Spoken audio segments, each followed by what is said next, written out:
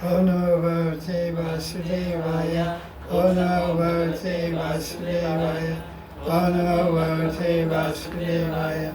Narayana Namaskritya Narayana Narottam Devim Saraswatim Vyasam Tathāgata Madhuraya Nasta Praisho Bhadresho Nityam Bhagavata Sevya Bhagavata Vipasya Bhakti Bhakti Deshiki Krishna Sadamo Bhagate Dharmakanada Visa Kalana Sadhi Samisha Purnargadadata Sarvayata Sarvami Sri Bhagavatam Ishite Tarasamita Chitasya Anyasyasya Krishna Toya Bhagavata Vimu Sarvashaya Pratishoke Pratyakshaya Anartakaya Prayamaya Bhagavata Krishna Sriyanga Tate Kainiyate Kopi Krishna Pratra Srimad Bhagavatam Ki Jai. Now we're on the 4th canto, chapter 19, the story of Prithu Maharaj doing a yagya, a horse sacrifice. It was called Ashwamedha Yagya. And he's about to perform his 100th yagya. He already did 99. And by doing those 99 yagyas, he satisfied Lord Vishnu and all the devatas. He was ruling the whole earth kingdom very happily and peacefully for everyone. Because of all the devatas and Bhagavan Vishnu were pleased with Prithu Maharaj's saintly leadership and his execution of Dharma, teaching everyone to worship Vishnu and to honor and respect all the devatas with proper worship. So it's chapter 19. Indra doesn't want Prithu to do 100 Ashwamedha Yagyas, horse sacrifices, because Indra's done 100 sacrifices of a horse, and he is afraid that Prithu does it, he'll knock me, he'll knock me out of my kingdom. He'll take over. Everyone is always afraid of that, getting knocked out of their place. So, the commentary of Vishnu, verse 1, chapter 19. This yagya was done on the banks of the Saraswati, which is somewhere in Himalayas. It was flowing at one time. And it says, this summary of this chapter, Indra steals horse a few times by disguising himself as various forms of irreligion. Because he was cheating, he was stealing, he was lying, he was selfish, he was proud. All the dharmic activity and our dharmic qualities he was manifesting. So from his example of a dharma, of disguising himself as religion, although he was irreligion, disguising himself as truth, although he was untruth, disguising himself as honesty, although he was a thief. So, consequently, each time he was revealed and caught stealing, he was dressed as some kind of spiritual personality, some kind of saffron sadhu or vairagi or something like that. So every time he got caught, it was a disguise. That when he threw away that disguise, various ill-motivated and tamasic type people took up that example. He was like, he set the stage. He was a fashion designer. You could say, like somebody does ties, chains on their hair or something, and comes out in the public with chains hanging on their hair, and becomes a great rapper or something. Everybody thinks that's a good style. Everybody starts with chains in their hair. Monkey see, monkey do. So, he disguised himself as sannyasi, and so many sannyasis, and he disguised himself as a Nagna Baba, the naked Baba. So Naga Babas came up after this. He disguised himself as a Kapatika, what do they call it? Guy who carries a skull.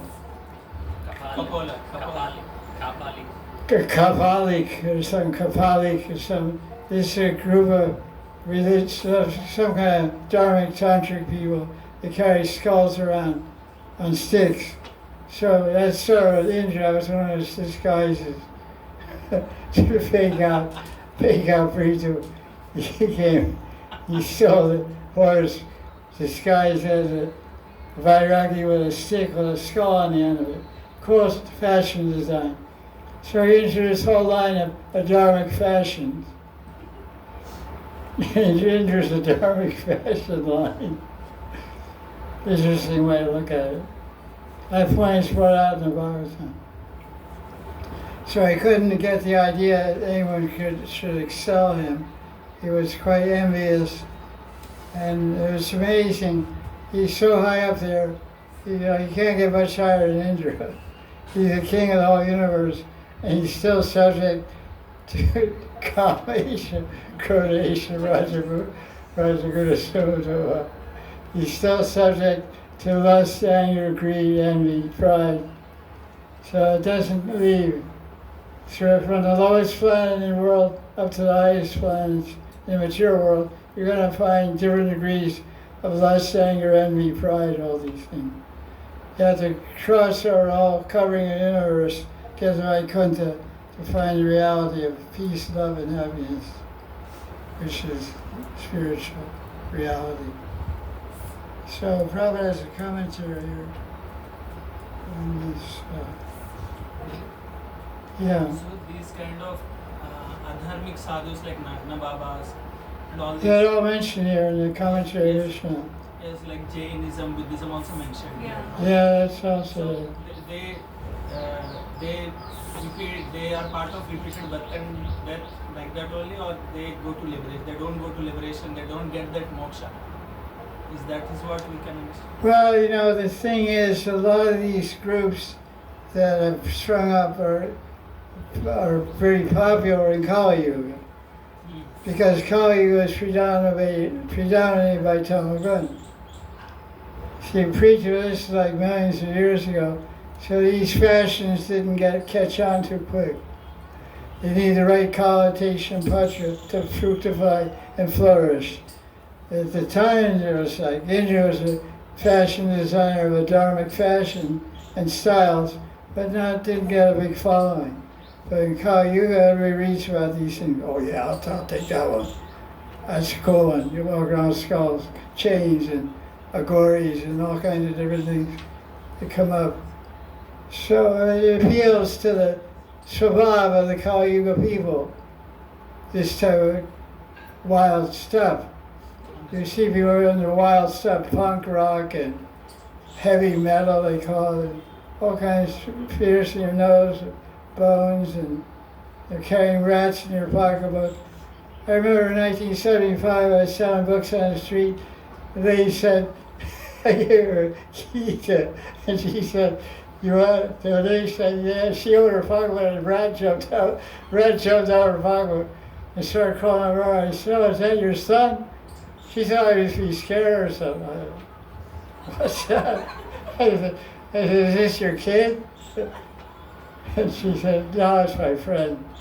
I said, okay, put him back, give me some money.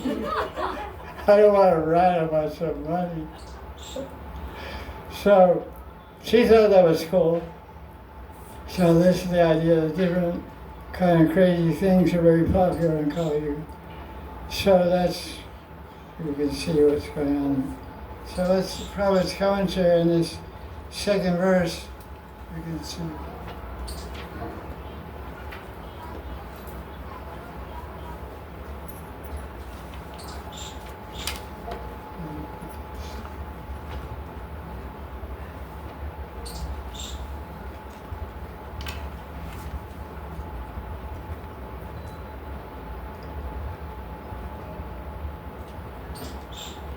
The third verse.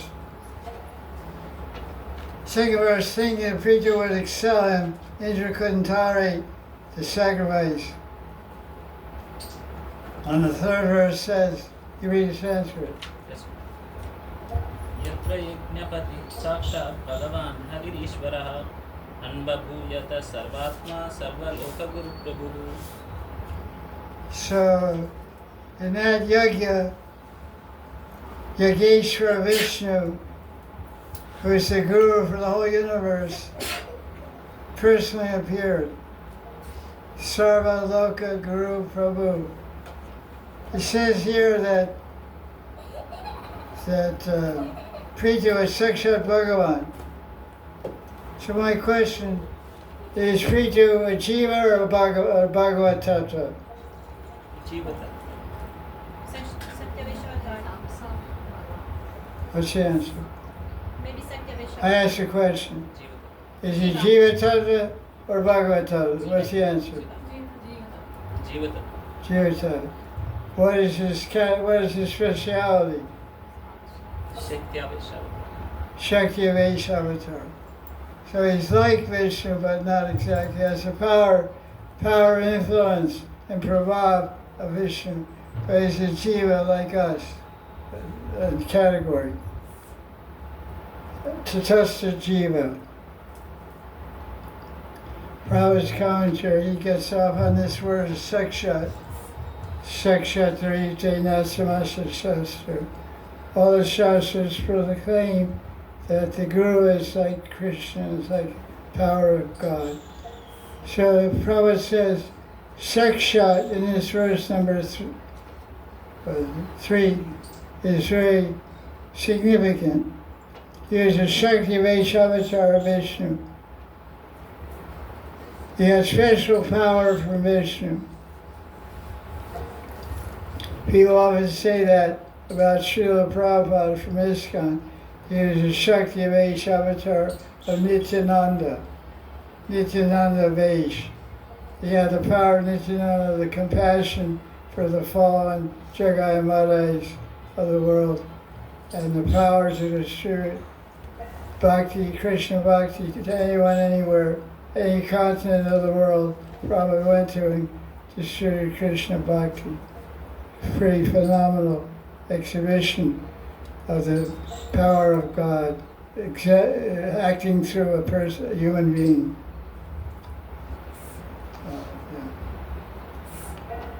This is Saturday, the Bhagavatam class. What's the date?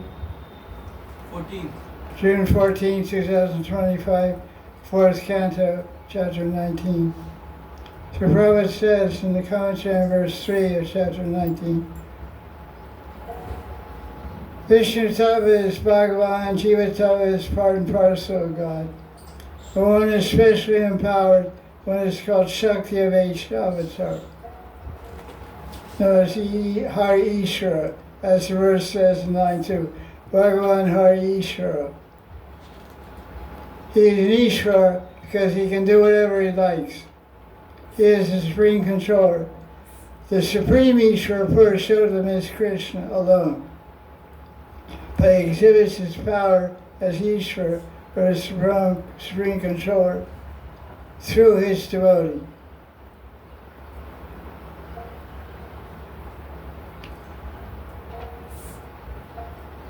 Krishna can immediately make his devotee immune from the reactions of sinful life if a devotee simply surrenders unto him.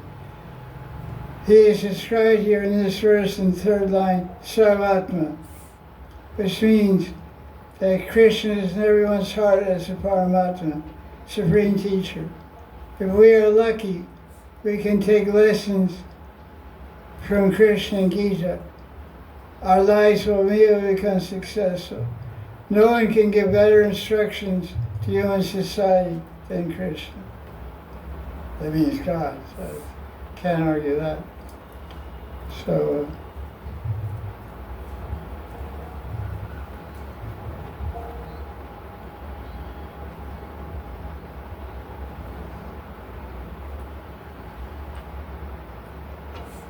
the comments on verse number 2 about Indra's envy and his intolerance of Prithu's going to have a hundredth horse yag sacrifice. In the material world, everyone is envious of others. The envy is also found in Indra.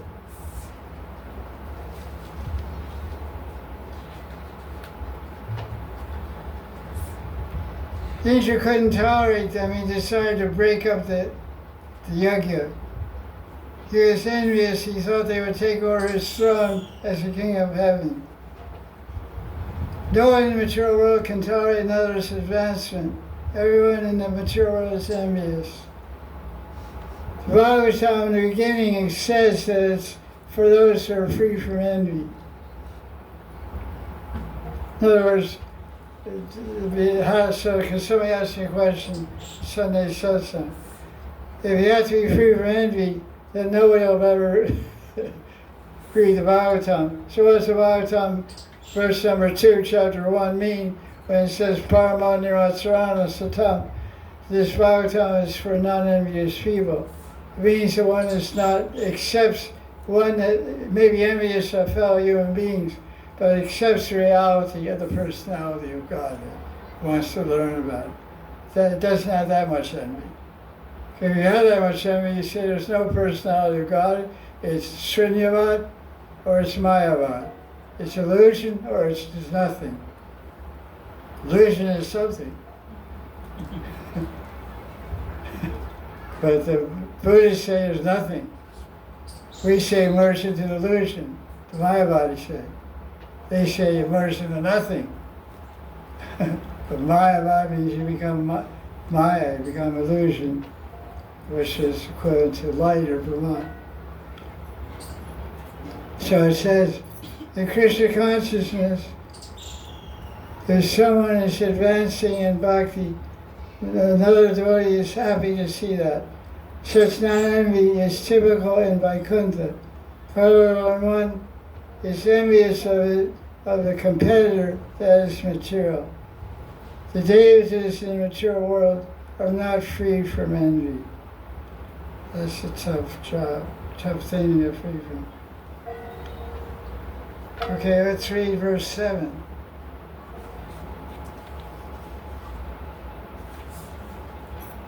He says, Sarvaloka Guru Prabhu. That's verse 3. The Vishnu is the Guru. Doesn't say Balaram.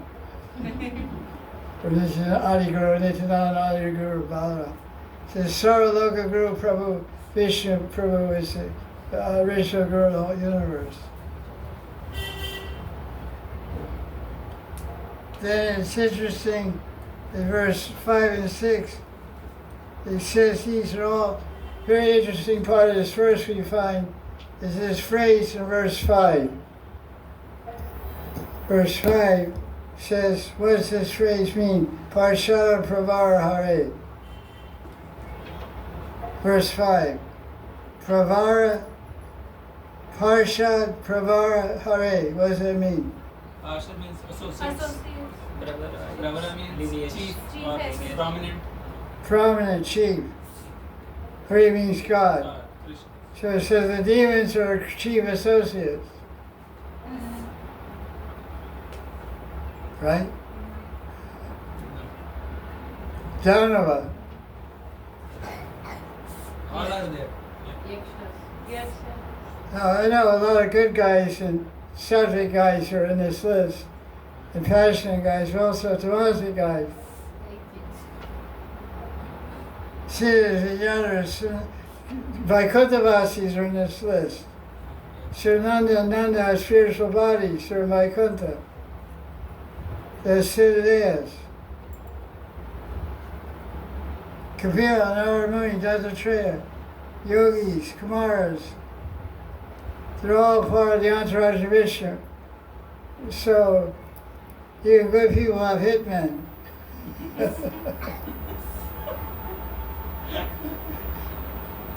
Even Vishnu has hitmen. Hitman means to bump off someone. So what does Krishna do with those Dhanavas? Fights with them. Fights with them. Because they're good fighters, because they're full of anger and envy and hatred. It's like that, a good fight going on. If he goes to Sananda and Nanda, they can't get serious about fighting because they work for Vishnu. They don't fight with their boss. That's the first rule of employee. Never fight with your boss. I thought that's really interesting.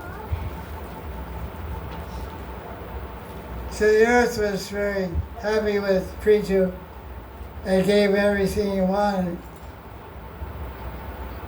And it says, Dharma Dugdha Bhumi. Bhumi means earth, Dugdha means milk, and Dharma means the milk of Dharma comes from the earth. Sarva Kama Dugdha, this milk can fulfill all your desires.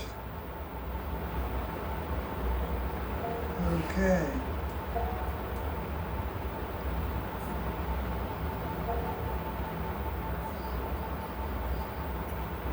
What's that verse from Gita? Sayagya Sayagya praja srishta Puravacha. प्रजा puravacha. सहायज्ञ प्रजा सृष्टा पूर्ववाच प्रजा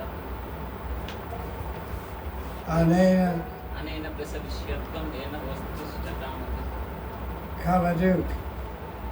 Kamaduk means wish fulfilling cow, Kamadenu. So from the earth you get everything desirable you want. And in verse 8 it says,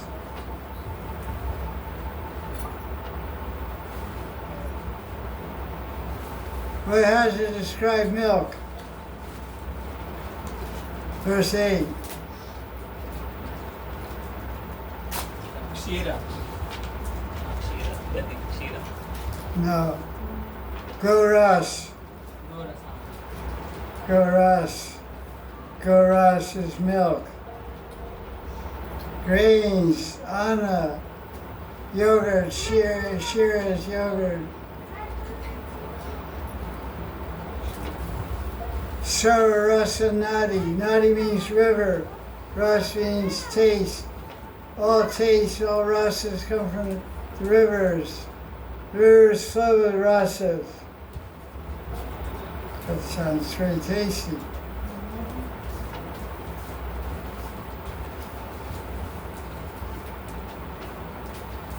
Mother Chuta. Achuta means not falling. Chuta means falling. What was falling from the trees? fruits Honey. honey over this year honey Honey. Mother Chuta, honey.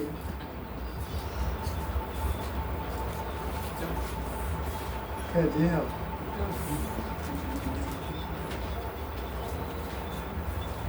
Was it falling from the trees or falling from the beehives in the trees?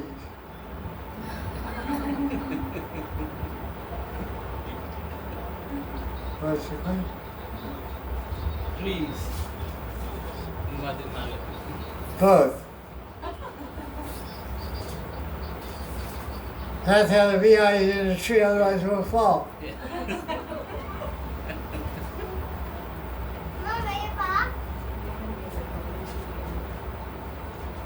Okay, verse number 7, Prabhupada's commentary. This word dharma dugdha is very significant. It indicates Kamadhenu cows, Surabhi. They're in the spiritual world. Surabhi abhipalayantam. Brahma saw the spiritual cows in Vaikuntha.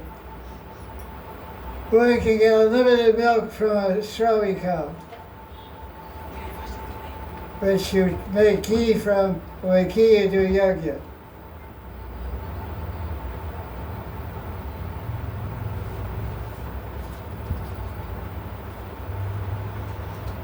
Yoga means to work for Krishna and to please Krishna.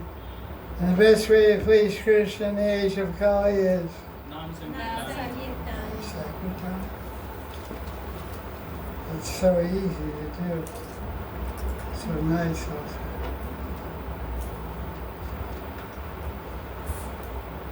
Okay. Verse number 9. The oceans offer jewels. The mountains offer 4 kinds of food. And all the planets and their devatas offer gifts to Prithu.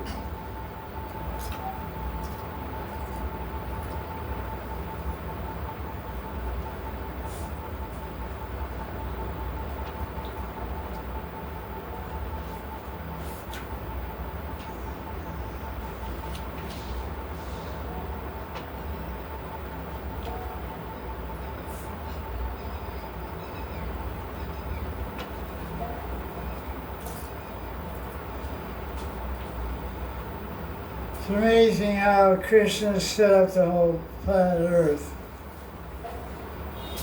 Jewels, everything human beings need is there in nature. Rivers, oceans. Rivers produce gold and silver. It's in the earth, gold and silver. The oceans are produce jewels. There's a place in Africa, it's called the Gold Coast, the Ivory Coast of Africa. Jewels wash up on the beach. Diamonds, rubies, emeralds, sapphires. The whole strip of beach is controlled by the government. They patrol it with the army.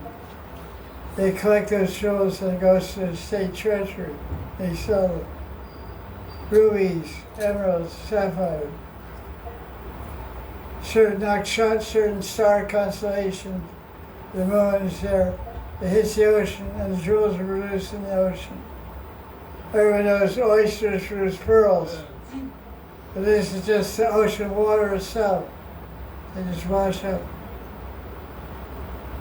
If we go along the beach and find colored glass, like blue glass, green glass, brown glass, from an old whiskey bottle, or a Coca-Cola bottle. I remember I used to go on the beach and find shells and pieces of glass all polished for broken bottles. But in Africa, they're jewels. Jade and emeralds. Must be amazing.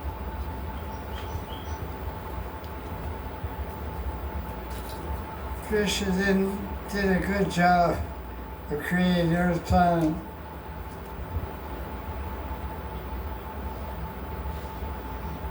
Okay.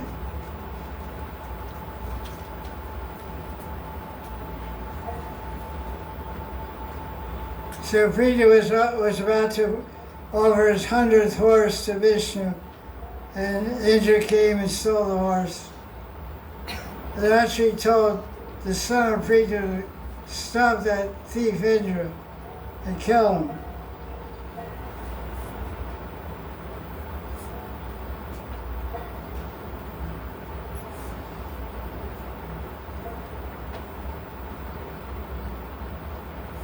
So verse 13, it says there's some rule of Kshatriya Dharma, Prabhupada explains. According to Kshatriya Dharma, a Kshatriya should never turn his back on the battlefield. You either win or die on the battlefield. There's no question of losing. Win or die. Do or die.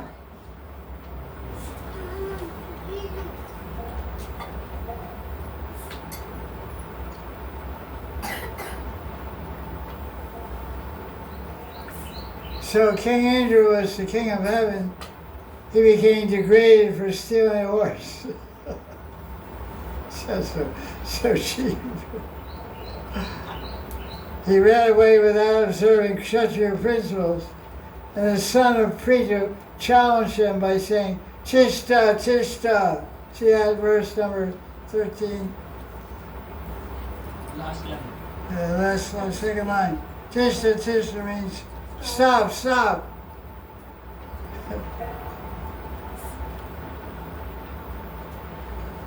So Indra had matted locks,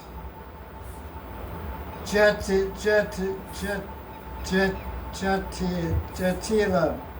is covered with ashes.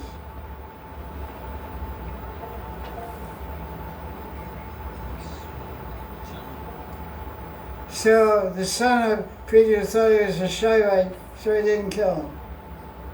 Good trick. And then it describes all about that. Then verse 19. Again, that son of Prita got the horse and brought it back. They started the sacrifice again. Again, Indra stole the horse. Again, he brought it back. And again, Indra stole the horse. He's pretty terrible. Pretty attached to being on top. This time he had different things with him. This time he had a stick with a skull, a human skull, glued to attached to the top.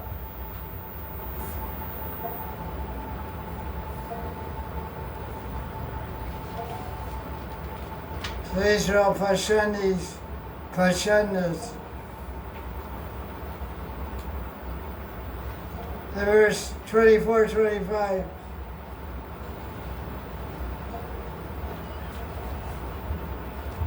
So apparently Israel came to naked or something, I don't know.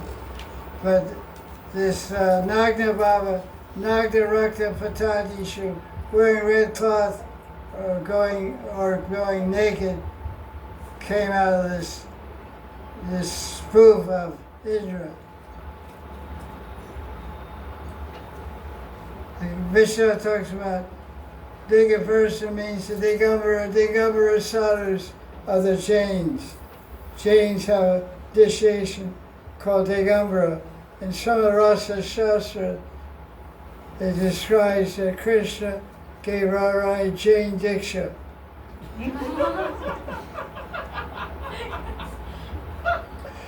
This is in Vidagda Vilas by Siddha Maharaj. He describes one of his visions of Krishna Lila, where Krishna was with Radharani and Krishna. He said, I'm your guru. I'm Jagat Guru. I want to give you chain diksha. Chain diksha means digambara. Digambara means, dig means direction, ambara means covered. Covered by direction means nothing. Airdress. So that's kind of a tricky way to do things. So I talked about that commentary. Vishnu talked about Jain Diksha, Digambara sadhus. Okay, let's go along here. Okay, verse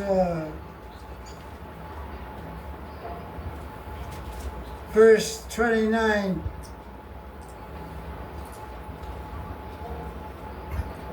In verse 28. Yeah, 28. What is the remedy of such a situation? He says right here, he says, like, O king, we will call Indra the destroyer who has lost his power to his sacrifice by Krishna's and without delay will forcibly offer him into the fire. So he did these things, so what is the remedy? It is not described. Even commentary, Vishwanath Chakravarti Pad writes that what is the remedy in this situation, they explain, but they have not explained what is the remedy. Okay, let's see what Prabhupada says in this verse. 28.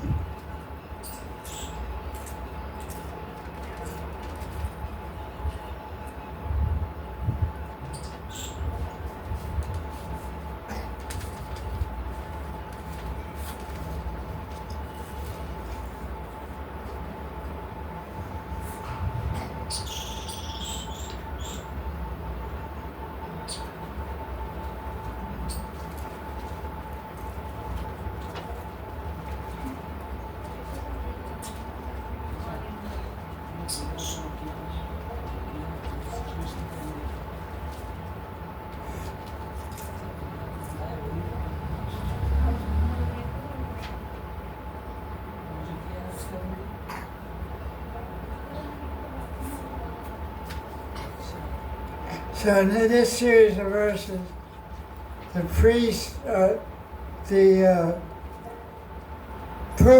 priests are preaching to Prithu about Dharma, what to do now.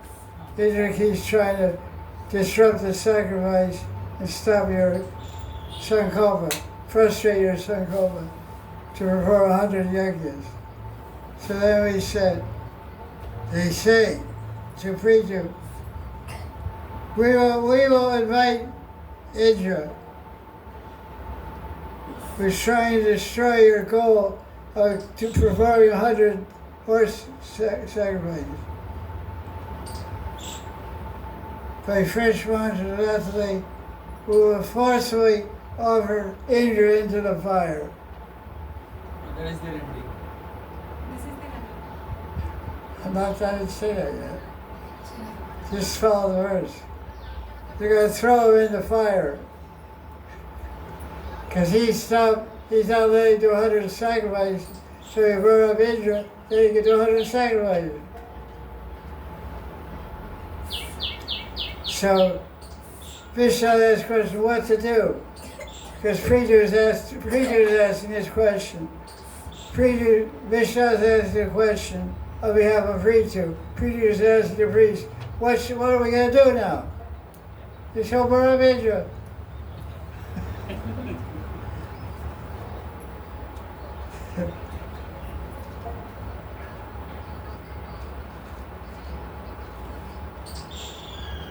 So even though the priests and Brahmins, because they're karma kandi Brahmins, they become blind. You can't burn up God. Indra is a god, appointed by Vishnu to run the universe. Preetu is a Shakti avatar, and Indra is a Shakti avatar. In some cases, it's directly Vishnu. So the Brahmins can't destroy Vishnu. As Brahma became blind by lust, Shiva became blind by anger. Indra, although he's avatar of Vishnu, revealed that envy and crookedness. Let's see what Prabhupada says, verse 28.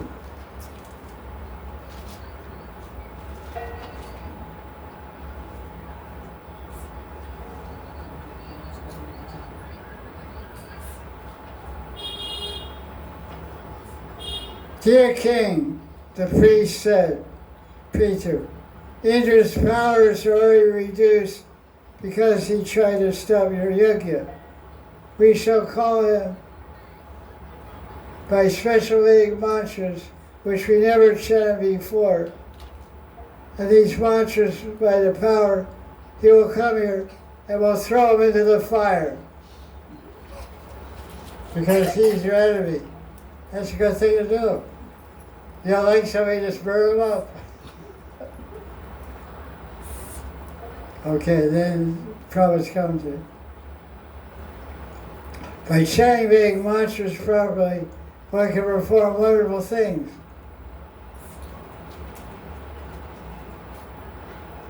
In Kali Yuga, it's very difficult to be able to get power for chanting mantras. Therefore, the only thing that's recommended in this age is Hare Krishna, Krishna Krishna, Hare Hare, Hare Rama, Rama Rama, Hare. So the remedy is, it's a cliffhanger which Brahma will answer. Because Brahma's going to go, wait a minute, you guys. That's the next verse. The remedy is the next verse. Higher intelligence comes to wake up these karmakandi Brahmins. Brahma says, hold it, wait a minute, Jack. Wait, whoa. So now you can't burn up Indra.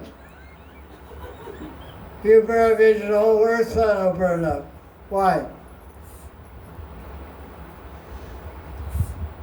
Because he's empowered by Krishna. Because the summer season will never end. You know how you feel now? Yeah. You want this to go on forever? No. You're praying for rainy season? Yes. So no Indra, No rain. no rain. So you burn up Indra, you fight fire with fire. You get fired. You burn me, I'll burn You. you.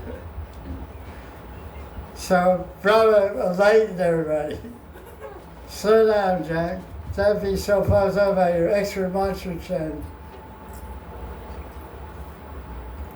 You should not kill Indra because he's Bhagavatam, verse 30. So the remedy is Tatiksha Kronika, tolerance. 99 is good. Leave it at that. Be happy at 99. Don't be attached. Be attached to Vishnu, not numbers. That's explained in verse 32. So now Brahma has the floor, and Brahma is giving a Bhagavatam class. Brahma son of Vyasasam in KB Mandir, in Ramariti. He's giving a class for verse 30 on. 30 days.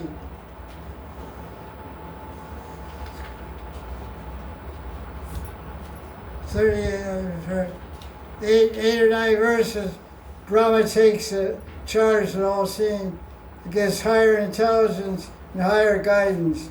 Higher intelligence means supreme instruction and higher perception, and higher perfect solution to the dilemma. Tolerate, accept the 99, be done with it. Hare Krishna, be happy. So that's what it says in verse 32.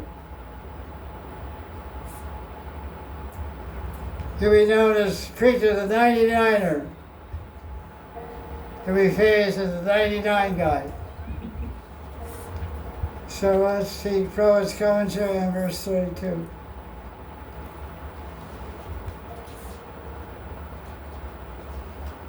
Brahma said, let there be only 99 yajnas for preacher.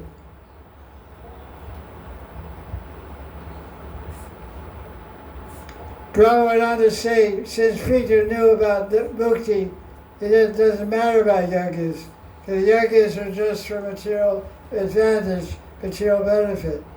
You have to stay in the material world to get the material benefits.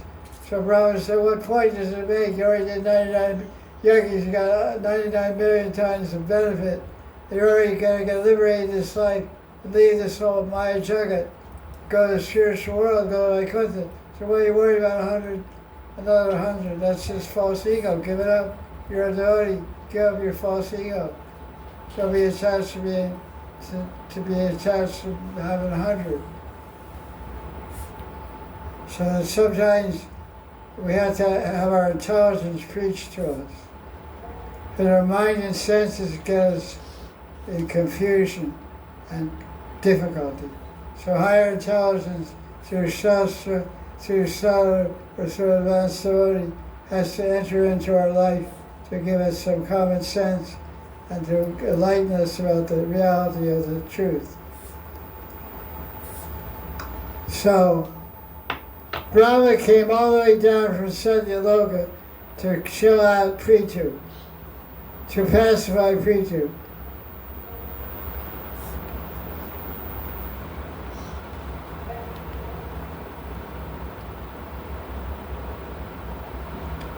It is the nature of people in the material world to become envious of one another, other competitors. Actually, there is a competition between Indra to satisfy his senses. He began to invent many irreligious systems to stop and block Prithu. To stop these irreligious inventions, Brahma personally appeared in the sacrificial arena.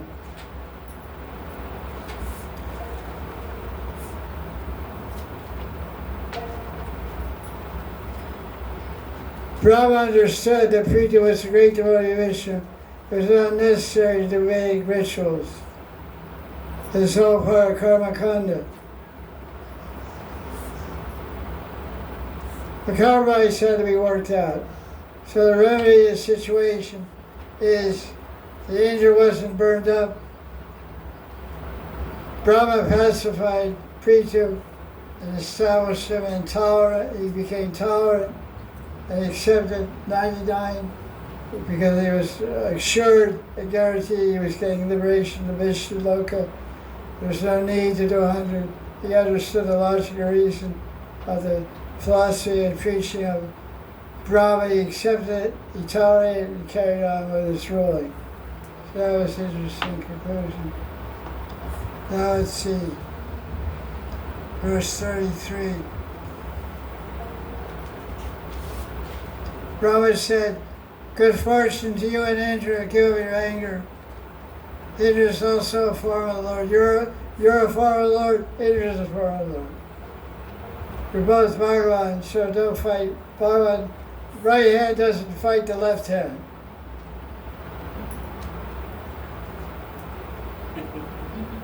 They'll fight. They make friends.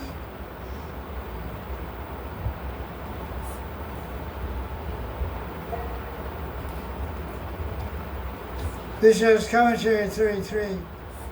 He says, Preacher, you shouldn't show anger because Indra is not different from you.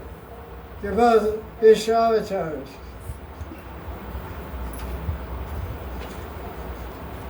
Verse 34.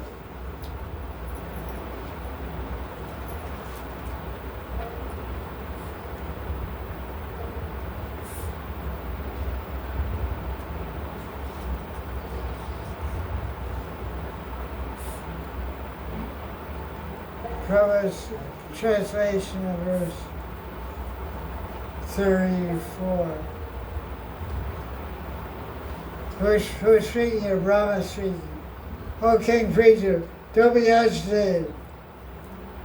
Be anxious because your sacrifice has been frustrated.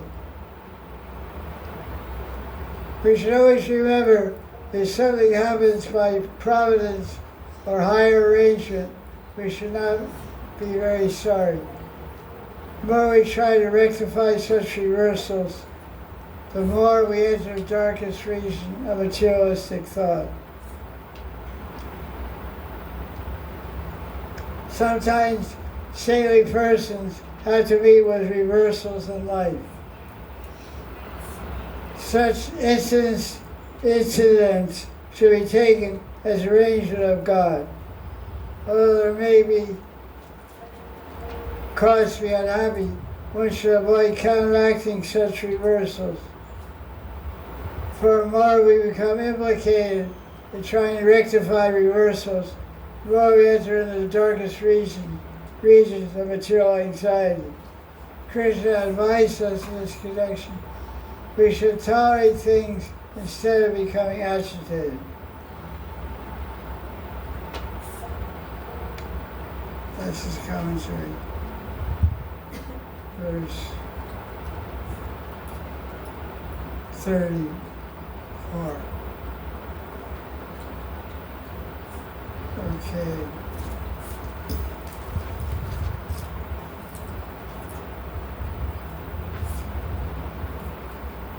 Okay, let's go on. Verse 37.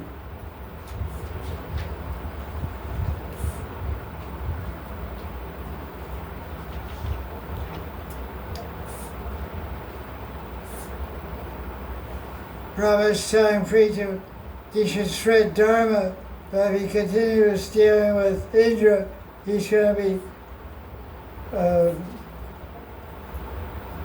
complicit in destroying Adharma, which will be introduced by Indra's further disguises. It says that in verse 37. 38 talks about imitation Dharma. Maya Upadharma, verse 38, third line. Maya Upadharma means additional imitation, Mayak Dharma. I have a Prabhupada's little commentary.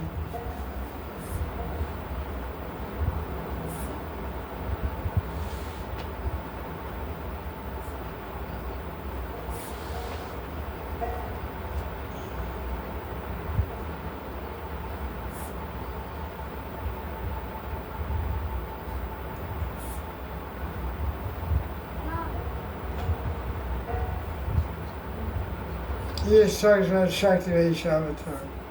They're empowered by Vishnu to spread bhakti. That's where he described that. In this verse 38, Brahma orders. What? In this verse only, Brahma in the translation. 38? Yes, Gurudev. In this, Brahma is saying to Prithu Maharaj, considering the auspiciousness of the world, complete the vow of the progenitors and destroy the illusion created by Indra. Means destroy, what does Brahma actually mean, Gurudev? It's saying destroy the illusion created by Indra.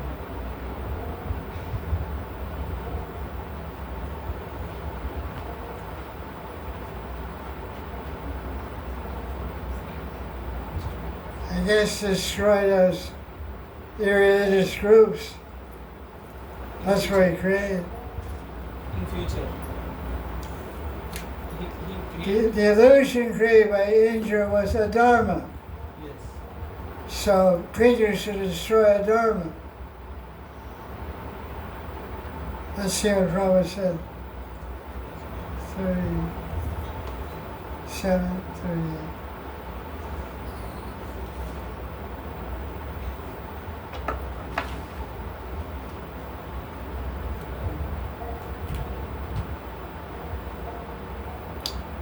Okay, here's Prabhupada's translation 38. I think you'll find your answer here. Prabhupada said, the irreligious principles created by Indra are mothers of so many unwanted religions. Therefore now, Preacher immediately stop these imitations.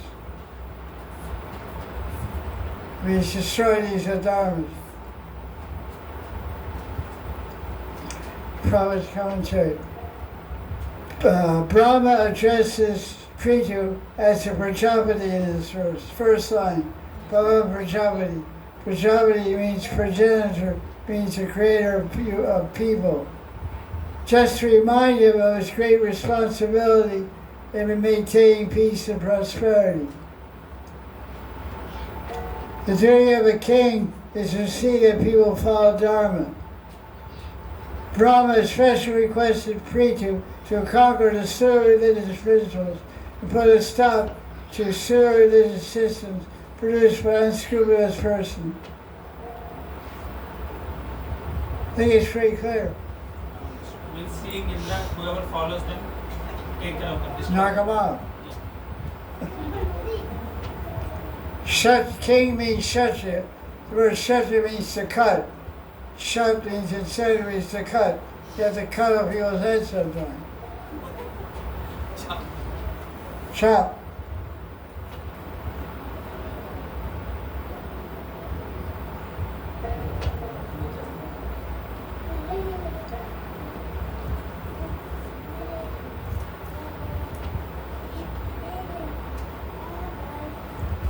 That's a pretty interesting idea. That's chapter 19.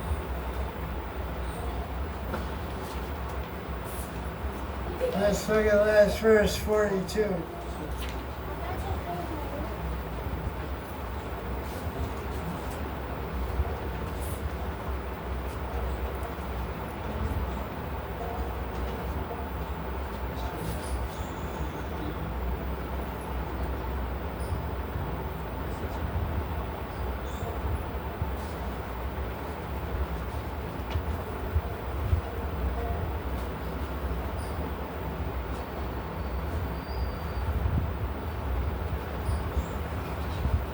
Verse 39 says that Brahma told Prithu to make peace with Indra and show him affection.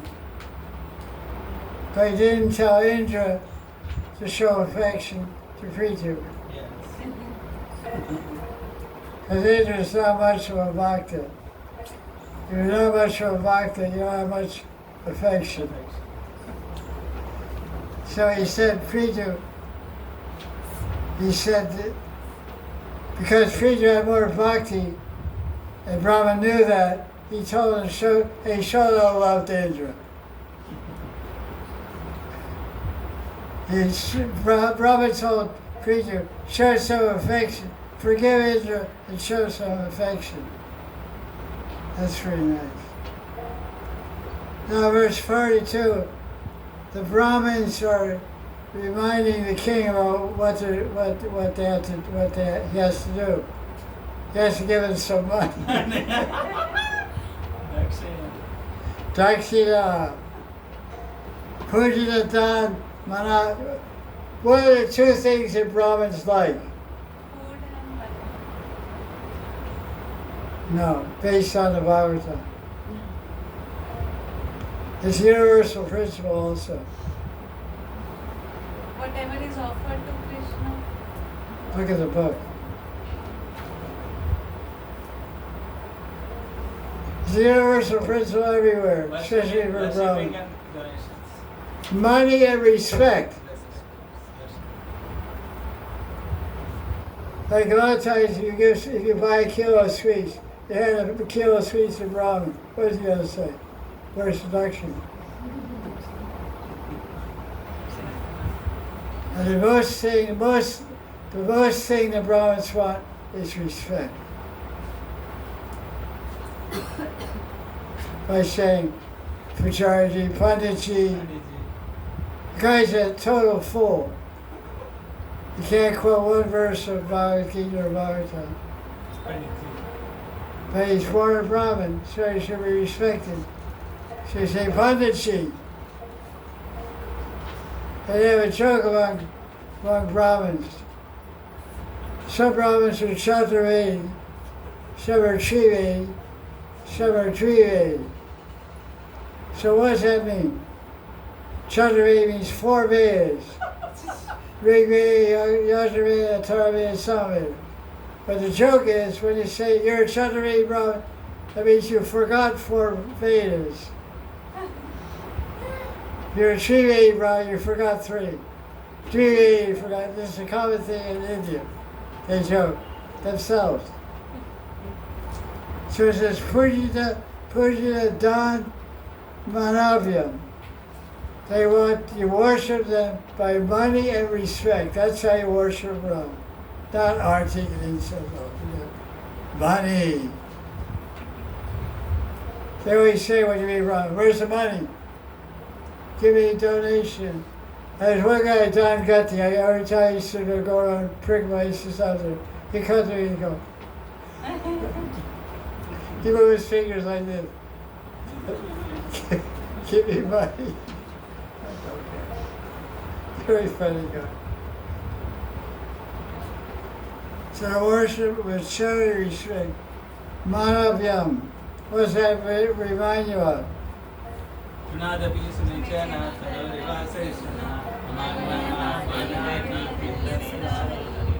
Manadena means to give man, to give respect, to give honor, to give prestige and respect and honor to others, especially Brahmins.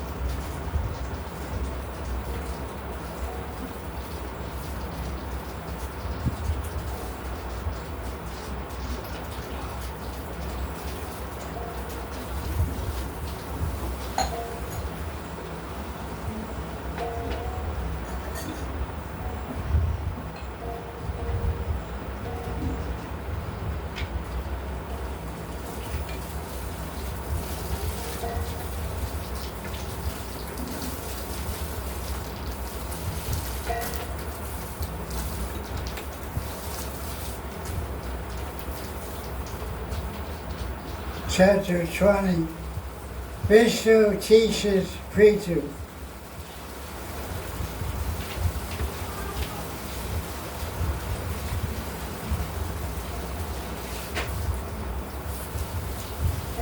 Chapter 20 describes how Vishnu teaches Prithu to make friends with Indra.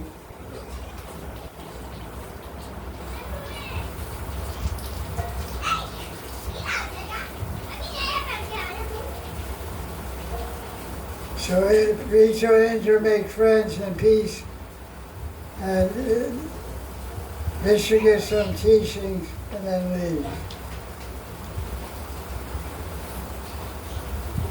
So verse 2 says, Shabapaitatmanam.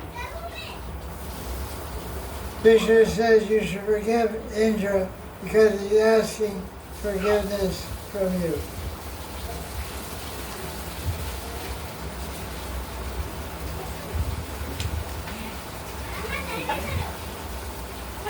Verse 3.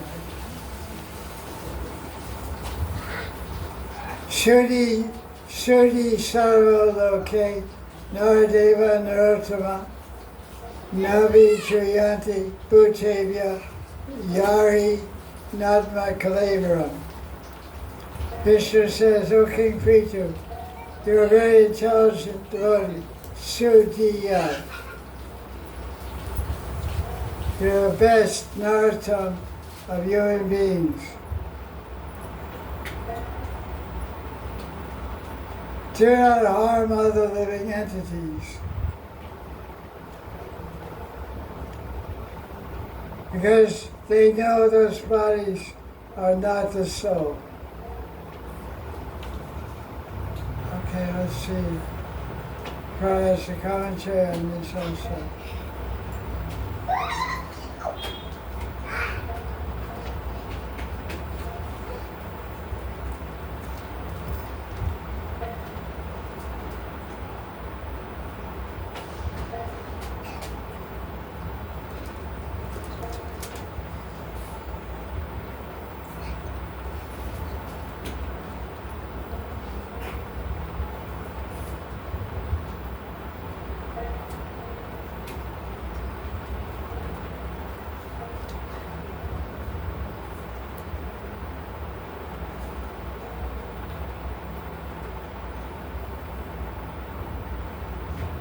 Canto verse 3.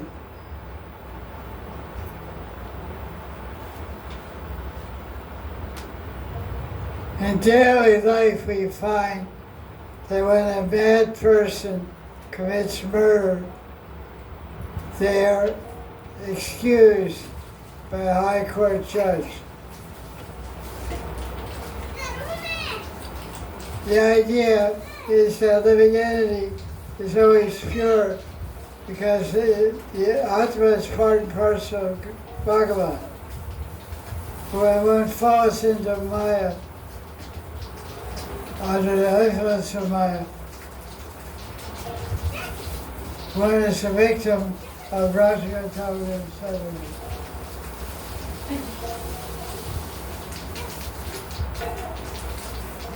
Looks like fathership.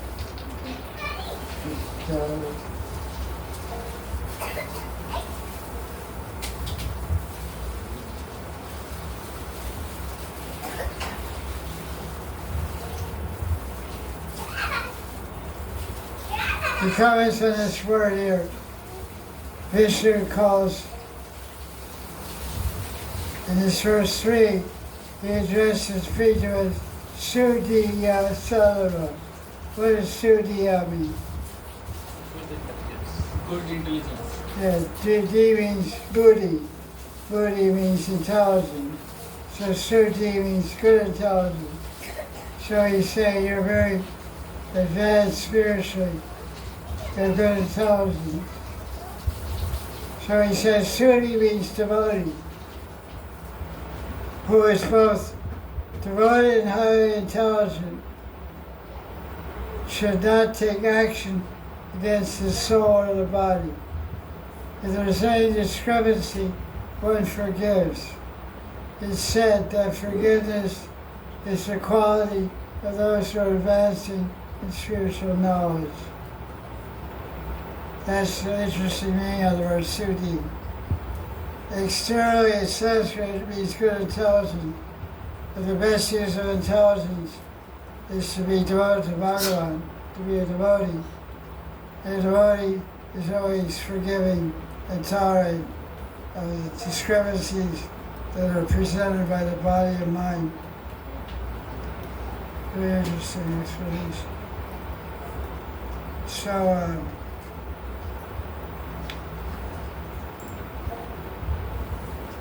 Vishwa's commentary in verse 3 is to tell the devotees know the bodies are not the soul.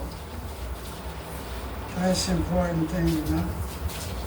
And verse 7, it just defines 9 differences between the body and the soul. Can you tell me some?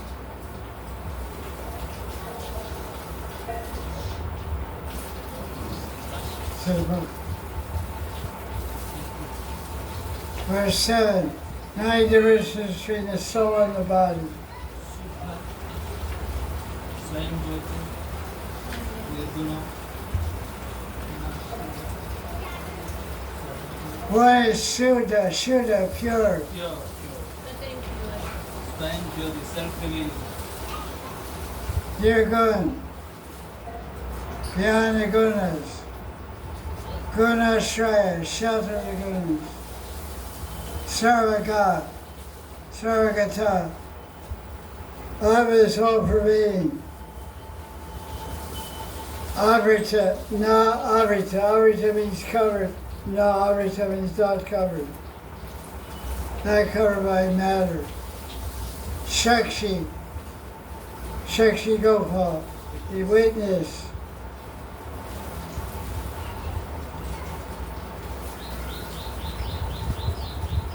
Independent of all others. Dear Atmanabhana, Para, different from the Jiva. So that's Vishnu was telling Krishna the difference between body and soul. 9 differences. Verse 11.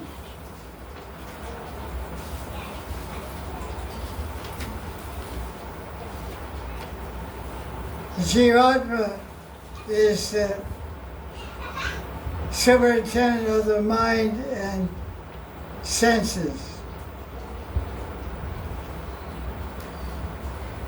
And sense devatas. Where's the sense devata of the eyes? Sun God. Where's the sense devata of the ears? Vayu. Right. So it says here,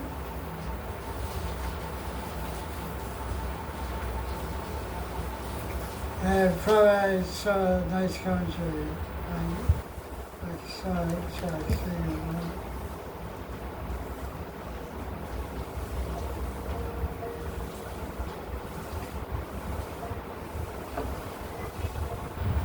Verse 11.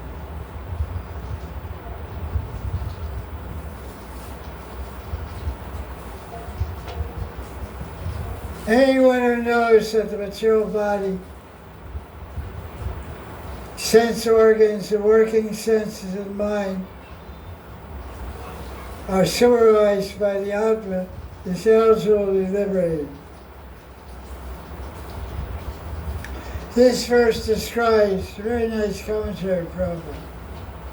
You see how elaborate it is. You see Vishnu's commentary, verse 11, in front of you. The Prabhupada's commentary is quite unique. Verse 11, listen. This verse describes how one can become liberated from material bondage. You must know that the soul is different from the body. The soul is Dehi, who possesses the body. The material body is called Deha, the embodiment of the soul. The body is changed at every moment, but the soul is fixed. Therefore it's called Kutastam. The body is always changing due to the modes of nature. One who understands the fixed position of the Atma should not be disturbed by the incoming and outgoing interactions of the modes of material nature, appearing as happiness and distress. Since the modes of nature are affecting the body and senses, one should not be disturbed by this, because the Atma is the individual person, is different from the body and senses. We should tolerate these transmutations of the body, be peaceful in the Atma.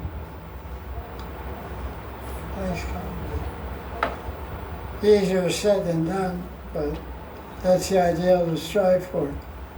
To be detached from the body by being realizing, always understanding our internal identity as the soul, different from the body.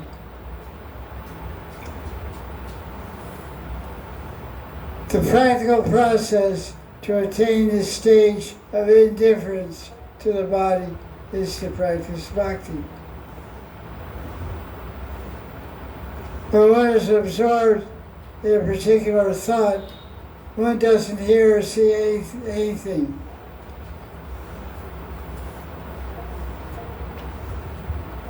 Similarly, those who are fully absorbed in bhakti don't care what's going on with the external body.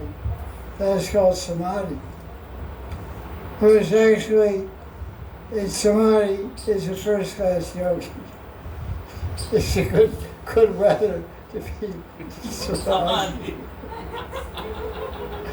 Body is melting, head is busting, can't even think straight, can't even see straight.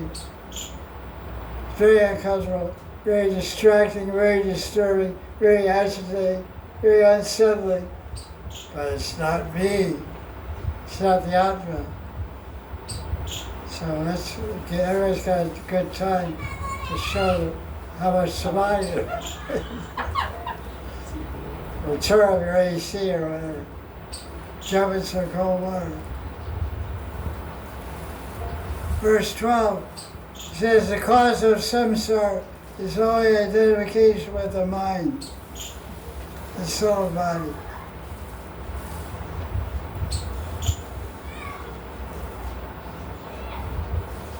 How can the soul be detached from the body?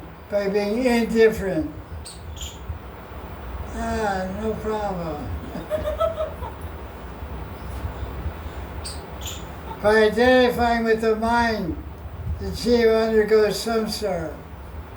When it's detached from the mind, there's no samsara.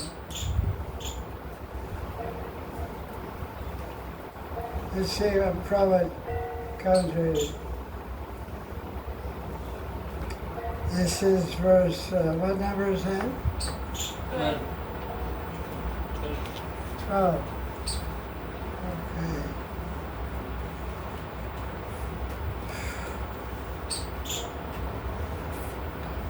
The question may be raised that the living entity has to act as the superintendent of the body.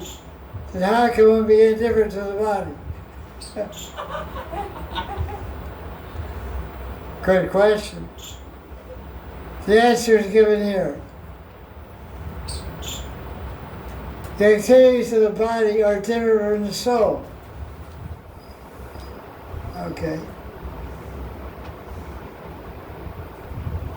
So a devotee should always be absorbed in service, not worry about the body.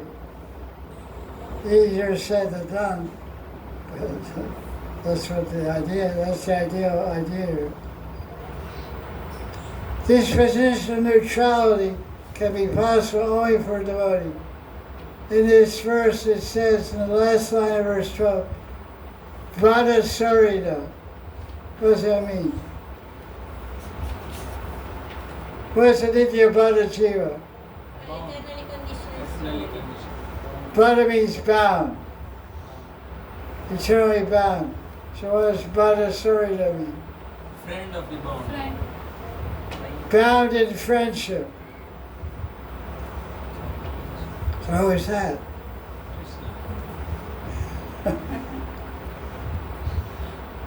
Maybe. Shivayasa Krishna. This phrase is very important here, Vada Sarita.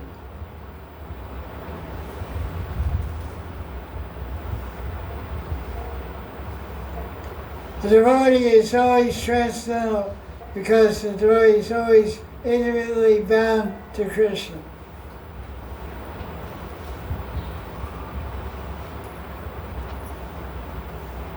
Therefore, the devotee always remains aloof for the actions and reaction of the body, engages in serving Krishna as much as possible.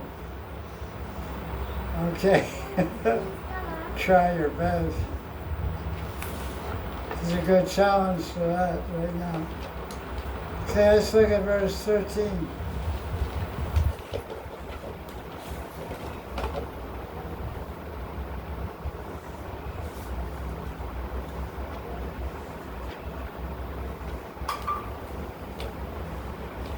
Okay, verse 15. No, 14. Says a good king, if a king engages his citizens in dharma, religious activities, the king gets 1/6 of the good deeds that people perform. The king lets people do sinful activities, like gambling and like drinking wine and whiskey, state whiskey house, state wine shop, government wine shop. Then the king gets 1/6 of the sins of the people. So it's not so good to be a king that's engaging people in sin. Riding high now, the next time go to hell.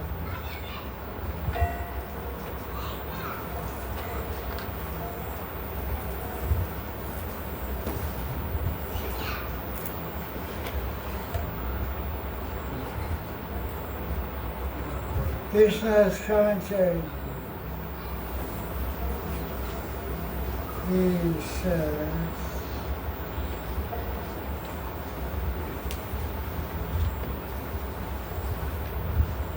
one should be very careful,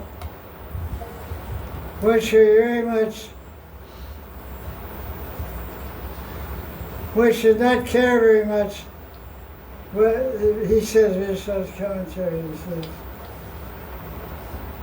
one should not worry about whether one's getting liberated or not.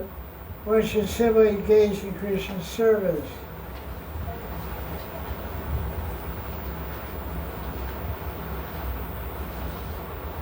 If one sticks to doing service, one will automatically satisfy Vishnu and go to Vishnu.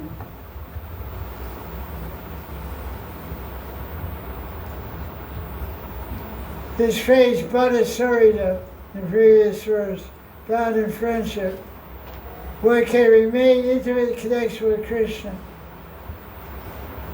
by following the orders of the spiritual master and keeping detached from activities of the material body.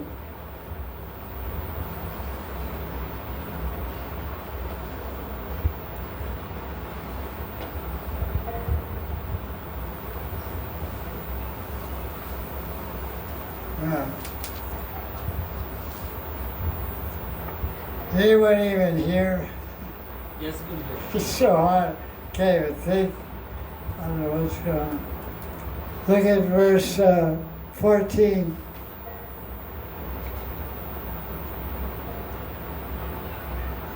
Verse 20, verse 14.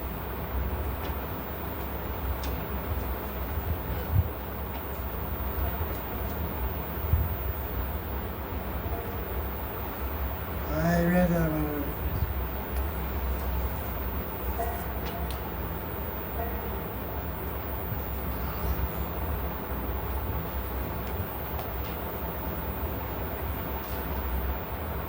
It talks about the king getting 1/6 of the good activities, 1/6 of the sin. Also applies to gurus and to parents. Because they're all leaders, they're all gurus, they're all leaders of their dependents. So they have a responsibility to engage their dependents in proper activity and get blessed by that. Or if they engage in wrong activity, they are cursed by that. So Prabhupada's making that point.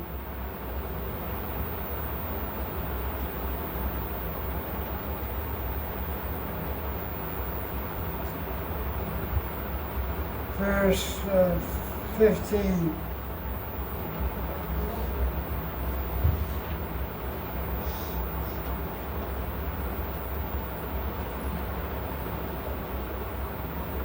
Vishnu is speaking to to King Prithu about doing his proper dharma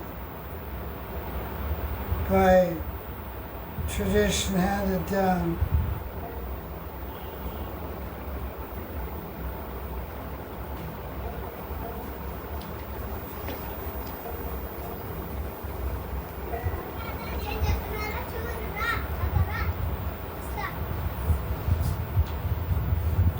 Prabhupada compares and contrasts the modern kings and prime ministers, the presidents, with King Prithu.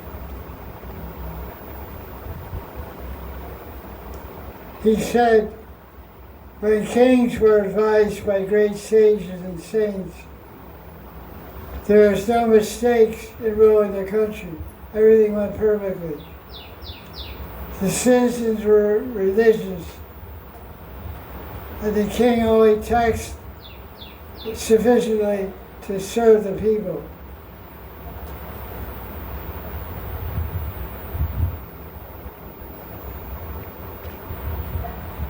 At the present time, the leaders of government take taxes for their own sense gratification without redistributing the wealth to the people for the benefit of the people. And he says, mostly the leaders are rascals who are no better than churches.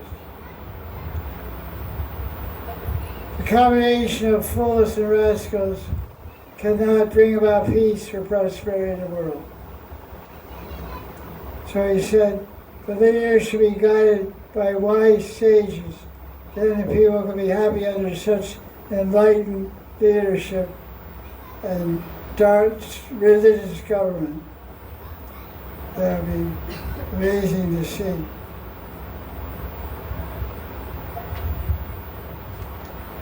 Okay, text 16.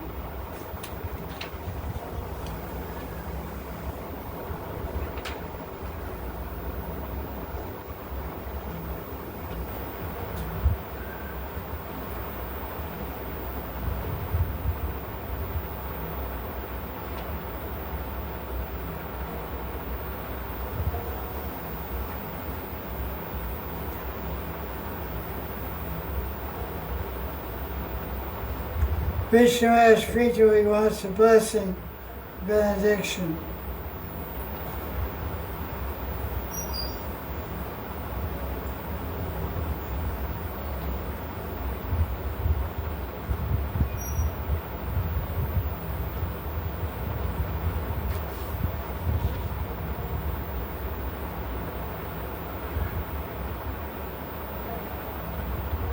He didn't ask for anything.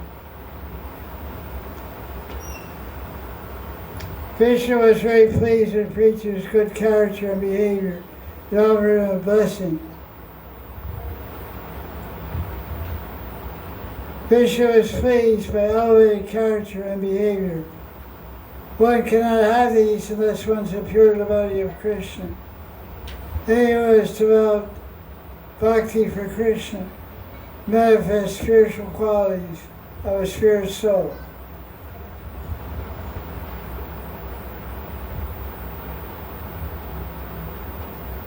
When we become spiritually advanced, one manifests spiritual qualities. And Prabhupada in the commentary on verse number 16 of chapter 20 lists the 26 qualities of a devotee. Peaceful, humble, grave, compassionate, poetic, expert, self-controlled, equal to everyone, doesn't quarrel with anyone. That's what I call it.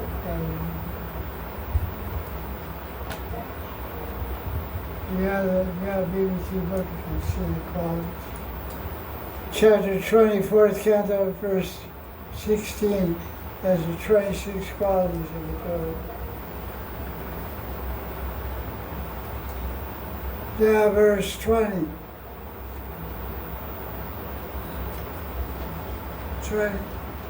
20th chapter, verse 20.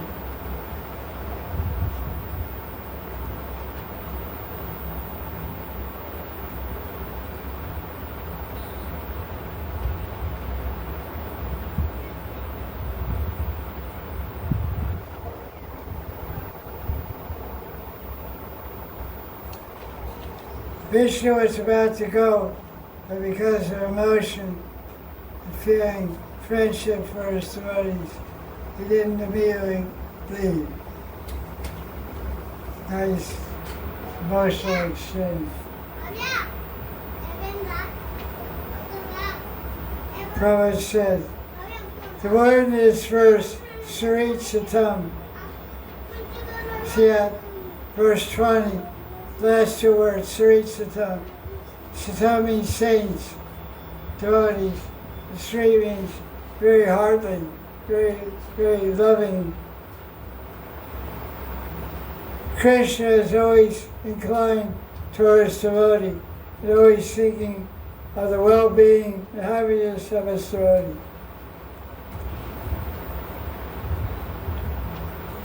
The ninth canto, Krishna says, devotee is always in his heart, and he's always in the devotee's heart.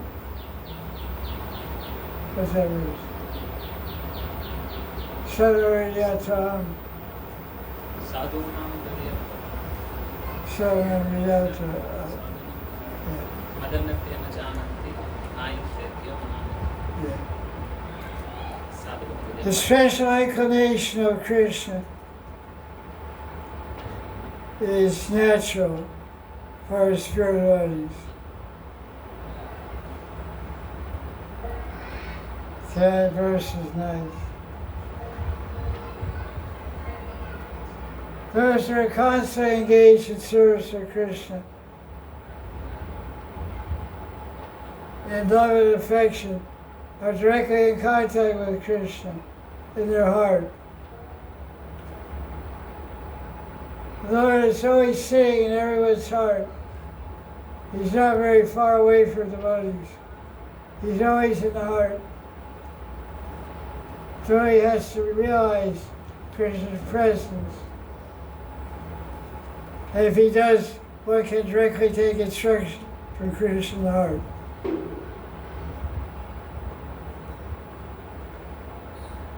Externally and internally, Prita was engaged in pure bhakti. That's pretty nice. So it's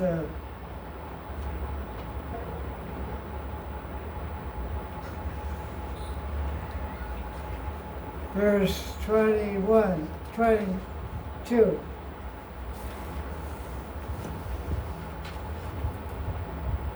King was crying, King Prita was crying. Couldn't speak.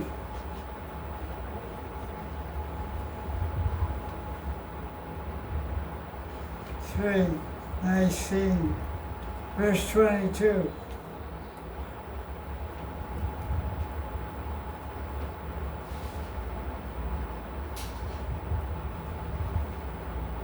Prita wiped away his tears, was gazing at Vishnu, was not satisfied. Vishnu's feet were touching the earth, and his hand was resting on the shoulder of Garuda. Sri Swami explains that ordinarily Vishnu's feet never touched the earth, but because of mercy for Prita, Vishnu forgot himself and his feet came down to touch the earth. That's pretty cool. But he was starting to stumble because he wasn't used to standing on the earth. So he reached out and put his hand on Garuda. That reminds me of somewhere I read, Sarkoma Kopajuma maybe. The Radharani, when Radharani sees a tamal tree wrapped with a golden utica creeper, the golden creeper is wrapped around a dark black tamal tree.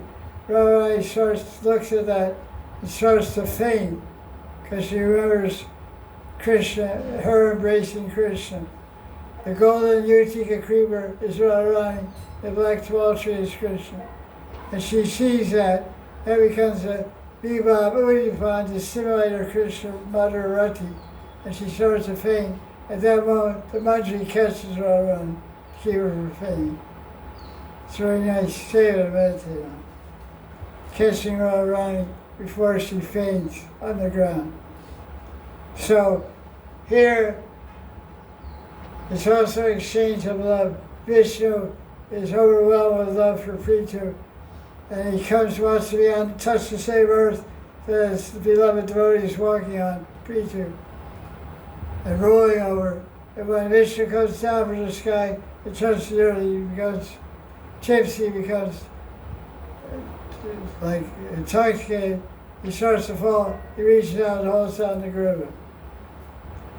Very nice revelation by Vishnu Chakravarti.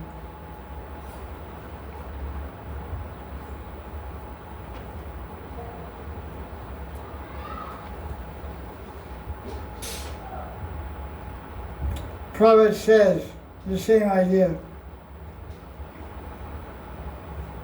At first, Vishnu was standing in the sky before Prithu, not touching the earth, but being fully satisfied with the behavior and character of Prithu. Narayan came down and touched the earth, stood on the earth. But to prevent himself from falling, he held the shoulder of Garuda, because he was not accustomed to stand on the earth. These are all the symptoms of great affection for Prithu Maharaj. Perceiving his fortunate position, Prithu Maharaj could not fully look upon Vishnu because of ecstasy, but still, in a faltering voice, he offered prayers. So that's very nice, loving exchange.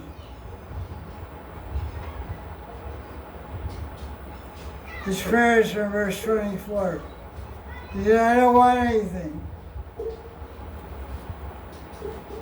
I just want the nectar of your feet.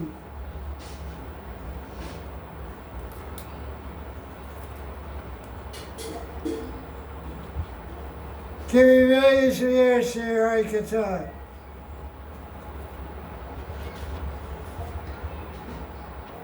That's all I want. I just desire years to hear Harikatha. I don't want anything else.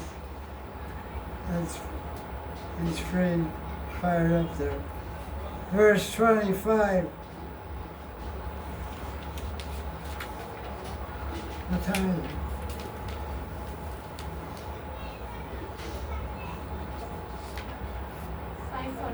540.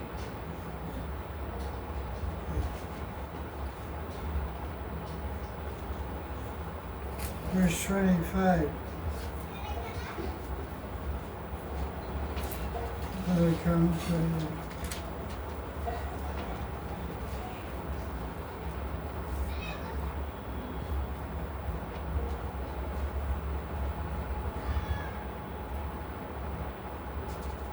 Prayers of Prithu to his Vishnu.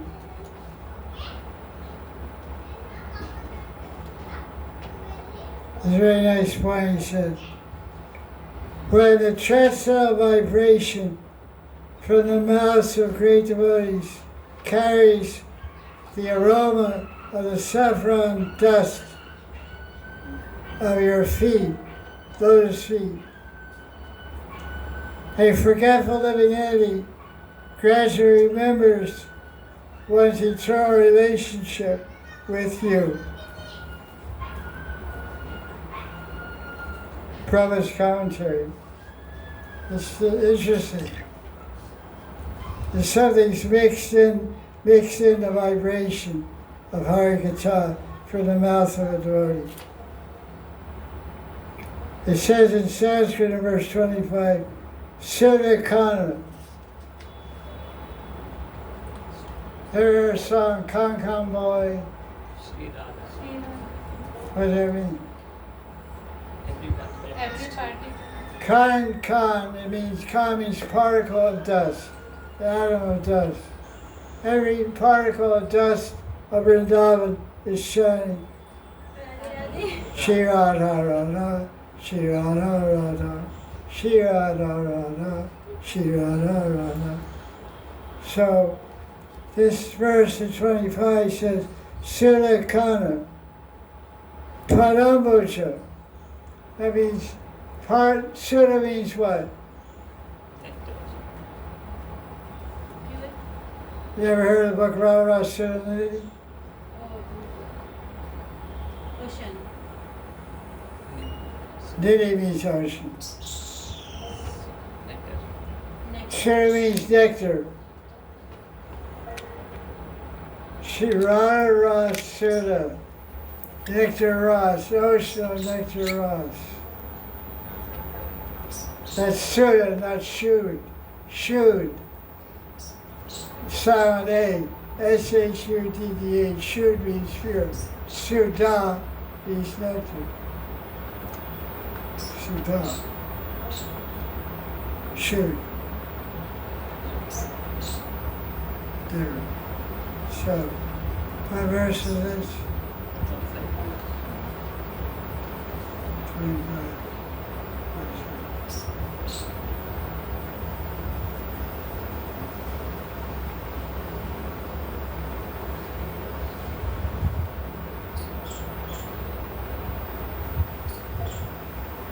Voltage change. Because faster. Fans go fast and slow. Without adjusting them, they go fast goes slow and fast. Voltage goes down and goes up.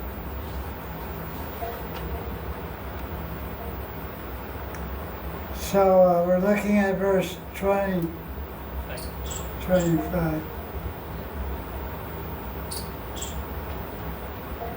This is, so we're talking about the Parammoja Surakana. Oh. How did that go? Battery run out.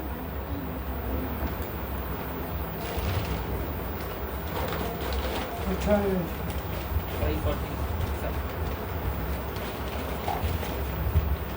Never mind. Never mind.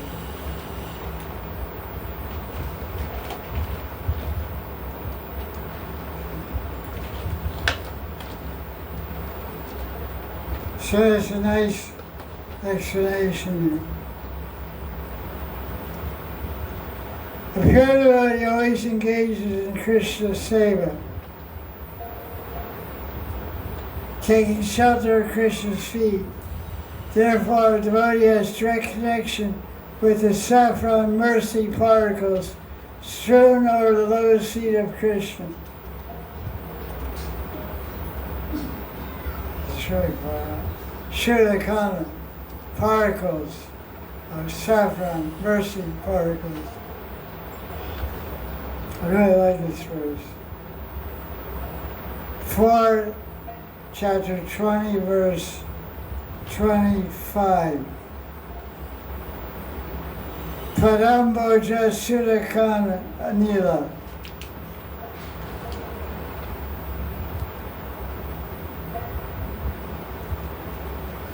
When a pure devotee speaks, his voice may resemble sound in this material world, but the voice is spiritually powerful because the voice of the Guru touches the particles of saffron dust on the lotus feet of Krishna. As soon as the sleeping entity hears the powerful voice emanating from the mouth of your devotee, one immediately remembers one's eternal relationship with Krishna. It's really nice. Although up to that point one has totally forgotten everything.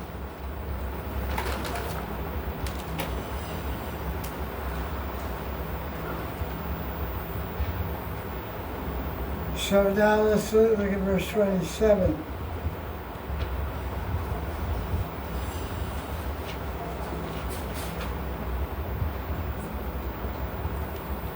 You know, it's nice. Saffron particles.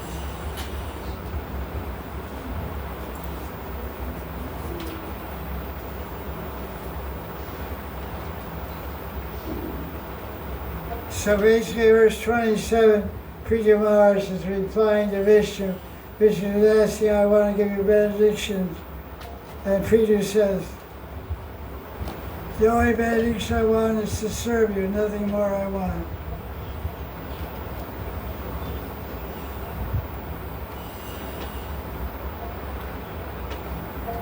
on to constant service, cleaning, decorating, massaging your feet, fanning, offering a meal. I have great desire. Krishna's commentary, verse 27. One should not worry that Prithu has mother or Bob. He wants to compete with Lakshmi Devi. Massage Vishnu's feet and kick out Lakshmi Devi. Is that the idea?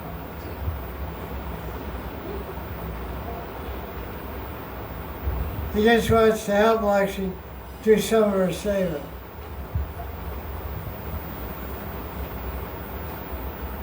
Because he's a foremost devotee, he's expressing Vira Bhakti. But also Vira Bhakti means courage, heroism, because he's a Kshatriya king also. So he has a little competitive mood towards Lakshmi. Desire for competition. He wonders if he might fight with Lakshmi. So Peter Maharaj is worried he may fight Lakshmi for seva. I want to massage Vishnu's feet. And Lakshmi said, no, I'll do it. That sounds funny.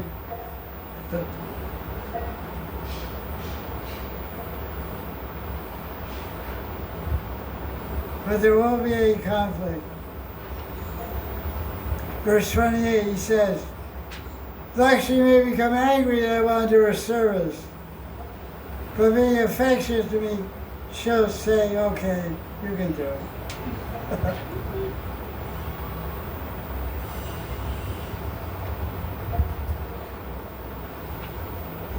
Krishna says, Lakshmi, you can massage his chest, I'll massage his feet.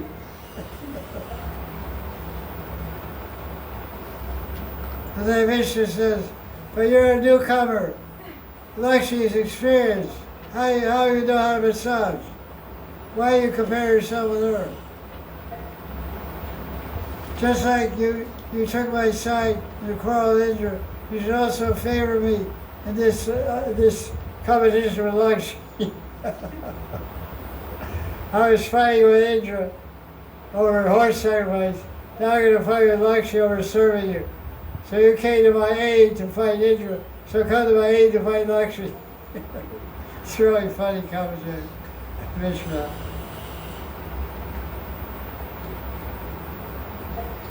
So Krishna says, since I have your power on my side, why should I worry about Lakshmi? My strength is your great mercy. This attitude is described. That's really intimacy. Really, no formality.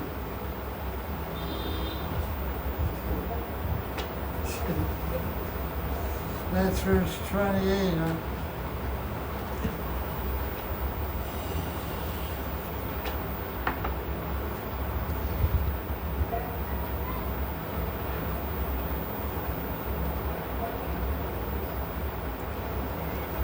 Prabhupada makes the same point. Krishna wanted to serve Vishnu with Lakshmi, but doesn't mean he was in Madhurya Ras. Goddess of fortune Lakshmi serves Vishnu in the Rasa Madhurya, amorous love. The lower position is on the chest of Vishnu. She also takes pleasure in serving his feet. Krishna was singing only of the feet because he's on the platform of Dasiras.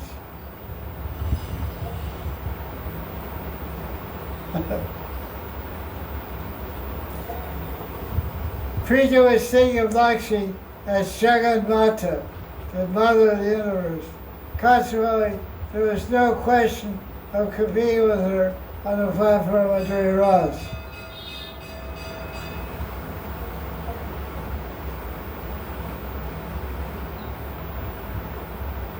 But still, Krishna was afraid Lakshmi might be offended that he was taking her service. So this suggests that in the spiritual world, there's sometimes competition among servitors for serving Vishnu. But devotees don't become envious of the good service of others rather than they aspire to improve their own service. That's really pretty cute. Preacher's very interesting commentary Vishnu made. It's not in the Bhagavatam exactly, but he saw it there, so. The whole dialogue between Vishnu and Preacher. Hey, you have to help me team up against Lakshmi. You have to be on my side, but I want to take Lakshmi's favor.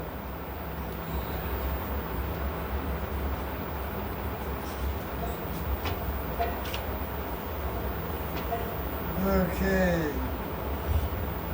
Verse 35.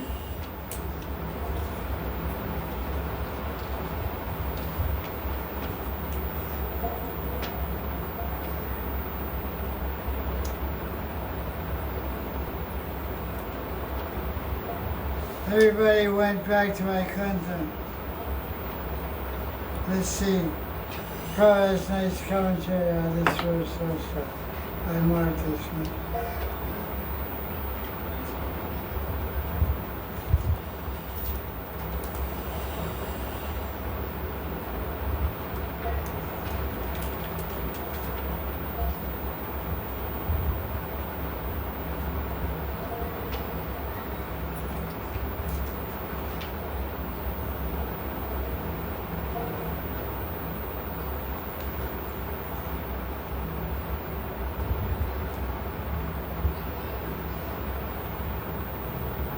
Prabhupada is always hammering on the modern world. So his commentary on verse 35 and 36 of chapter 20, Prabhupada says, modern so-called scientists say there's no life on other planets. But this verse says that all the different personalities that were present in Preacher's Yajna, they all went back to their planets, which means there's life on all those planets. There's different planets of the Devatas, Rishis, Pitas, Gandharvas, Charnas, Kinnaras, Siddhas, Apsaras. The Vedas say there's life on all the planets. Wow.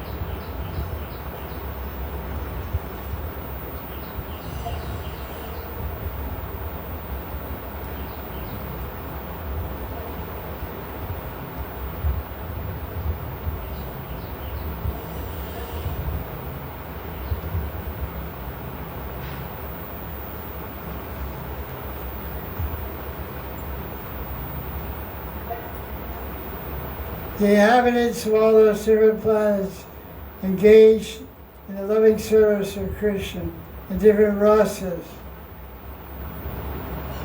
Dasya, Sakya, Vatsaya, Madhurya, and above all Parakya Ras. Parakya Ras, Paramar love, is prevalent in Krishna Loka, where Krishna lives.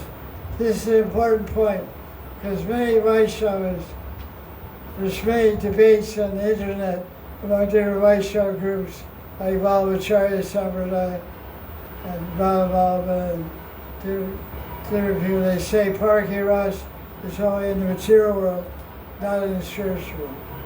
They say in the spiritual world Radha Krishna are married, but here they're not.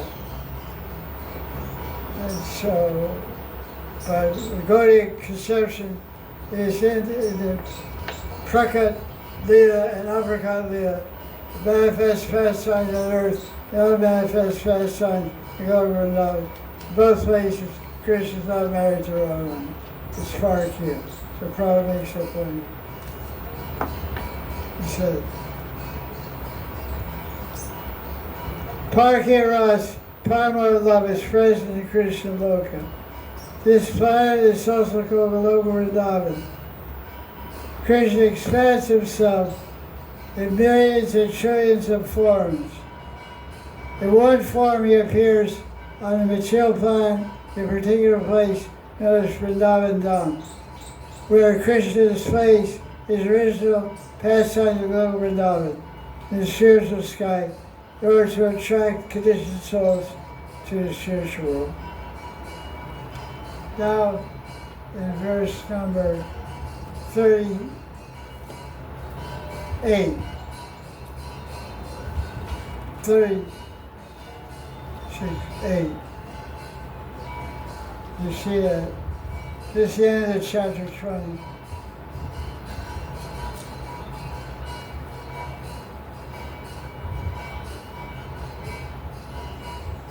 It says that not everyone can see Vishnu when he comes to their plane. Only those who are allowed to see. So the commentary.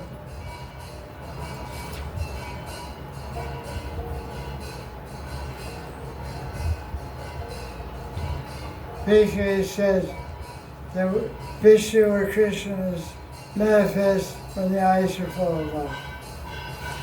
So next week we read chapter 21, 2, and 3. Srimad Bhagavatam ki jai.